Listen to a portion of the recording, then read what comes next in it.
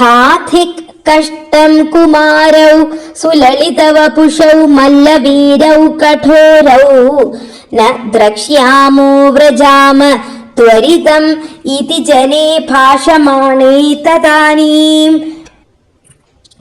चाणूरं तं करोत् ब्राह्मण विगलदसुं पोथयामासिथोर्व्याम् पिष्टो भून्मुष्टिकोऽपि द्रुतमथ हलिना नष्टशिष्टैर्दधावे. ஐயோ கஷ்டம் கஷ்டம்! இவர்கள் சிறுவர்கள், மிருதுவான சரீரமுடையவர்கள், நல்ல வீரர்கள், பலசாலிகள், கடுமையானவர்கள்.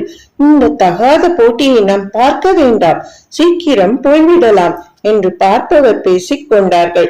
இவ்விதம் ஜனங்கள் பேசிக் கொண்டிருக்கையில் நீல் சாரூரனை கையால் பிடித்து வேகமாய் சுழற்றி அவன் உயிர் இழக்கும் நிலையில் அவனை ஓங்கி தரையில் அடித்தீர்.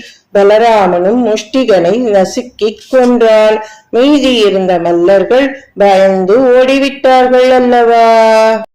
கம்ச சம்வாரிய தூரியம் கலமதிரவிதன் காரியமார்யான் பித்ரூம்ஸ்தான் ஆஹந்தும் வியாப்த மூர்த்தேஸ்தவ च समशिषद्दूरमुत्सारणाय रुष्टो दुष्टोक्तिभिस्त्वं गरुड इव गिरिं मञ्जन्नुदञ्जत् खड्गव्यावल्गदुस्सङ्ग्रहमपि च हठात् प्राग्रहीरौग्रसेनीम्.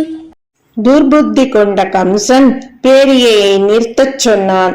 அவனுக்கு இன்னது செய்வதென்று புரியாமல் பெரியோர்களையும் தந்தையையும் உக்ரசேனர், வசுதேவர், நந்தகோபர் ஆகியோர்களை கொல்லவும் எங்கும் நிறைந்தவராகிய தங்களை வெகு தூரத்திற்கு அப்பால் விரட்டி அடிக்கவும் கட்டளையிட்டான்.